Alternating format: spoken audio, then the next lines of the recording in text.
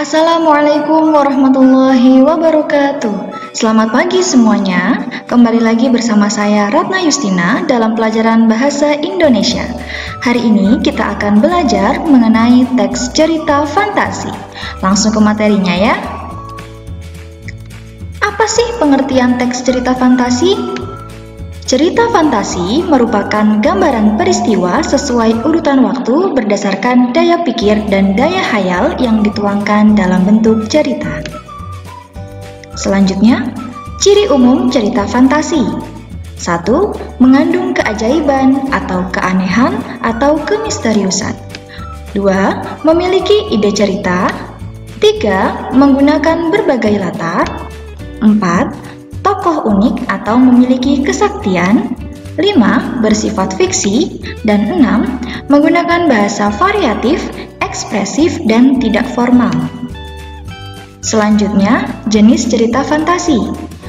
Jenis cerita fantasi berdasarkan latar cerita dibagi menjadi dua, yaitu cerita fantasi lintas waktu dan cerita fantasi sezaman.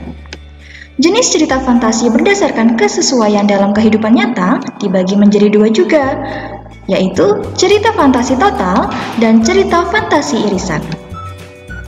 Selanjutnya, berdasarkan latar cerita, cerita fantasi lintas waktu merupakan cerita fantasi yang menggunakan dua atau lebih latar waktu yang berbeda, misalnya masa kini dan 40 tahun mendatang.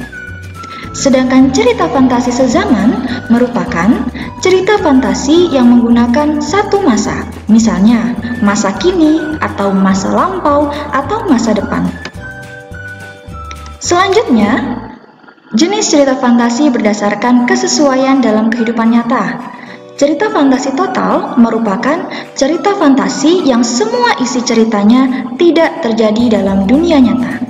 Sedangkan cerita fantasi irisan merupakan cerita fantasi yang isi menggunakan nama atau tempat atau peristiwa yang ada dalam dunia nyata. Selanjutnya, unsur cerita fantasi dibagi menjadi dua, yakni unsur intrinsik dan unsur ekstrinsik. Kita bahas terlebih dahulu dari unsur intrinsik. Yang pertama ada tema. Tema merupakan gagasan, ide, atau pikiran utama yang menjadi dasar sebuah cerita. Tokoh merupakan pelaku dalam cerita. Alur merupakan jalinan peristiwa yang tersusun dan saling berkaitan. Latar, keterangan mengenai tempat, waktu, dan suasana.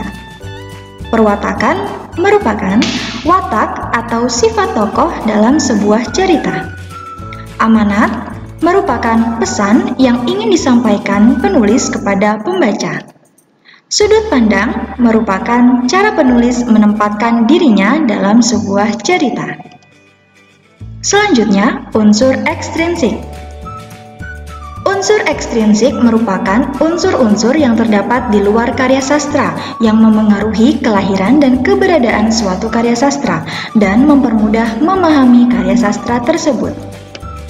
Ini merupakan unsur-unsur ekstrinsik ya, ada biografi pengarang, agama, sejarah, kondisi sosial, dan kondisi ekonomi. Nah, itu tadi materi kita hari ini. Semoga bermanfaat ya. Sampai jumpa pada video berikutnya. Wassalamualaikum warahmatullahi wabarakatuh.